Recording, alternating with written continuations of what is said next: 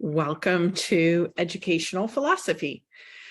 This is really early on in the course because we will be referring to it again and again and again throughout the course, because knowing your educational philosophy means that you can communicate to parents and to clients, and you know what needs to be strengthened and deepened in your program.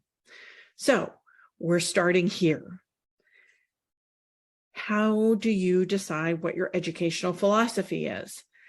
This is one of the more challenging and esoteric kind of things that you're going to go over in the class. But I want you to think about, what kind of classroom do you wish you could have been in when you were 4 years old?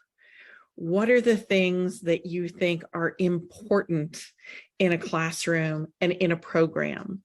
Is it who is in charge of the education? Is it the kids? Is it the teachers? Is it the curriculum? How much autonomy did the children get? How much teacher direction is there?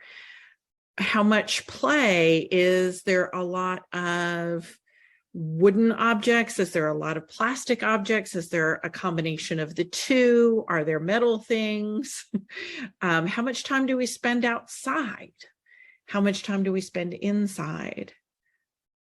What are the most important elements of development to you? This answer is not going to be the same for anyone else. So I want you to go through and do an inventory of what is important to you. So we start off with, like I said, what did you want in a classroom when you were a young child? What were the things that made you smile in a classroom when you were a young child? That's the beginning. And then we look at what big educational philosophy has been the most impactful in your life. Is it Montessori? Is it Froebel? Is it Erickson? There's so many different wonderful educational philosophers. Which ones, if you know of one, which ones have impacted you the most? Okay. Then we go on to, how is guidance done in the classroom? Who's in charge?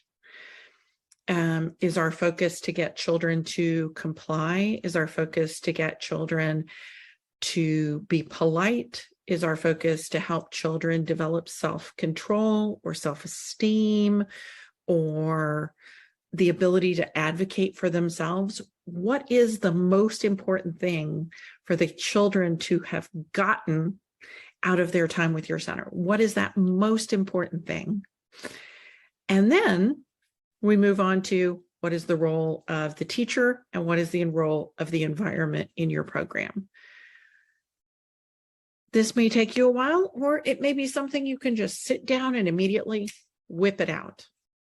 Either one is fine, but you need to know what your educational philosophy is.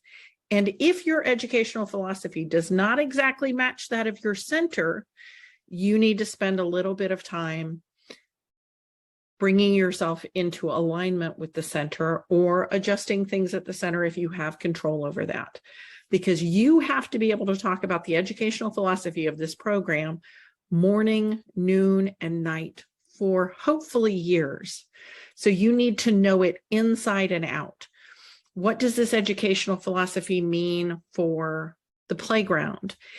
Because a playground in a program that believes in immersive play and emergent play probably is going to look very different than the playground of a program that is all about gross motor skills. They're going to be very different playgrounds. And you need to know the educational philosophy so that you can do all of that. So take some time and evaluate your educational philosophy.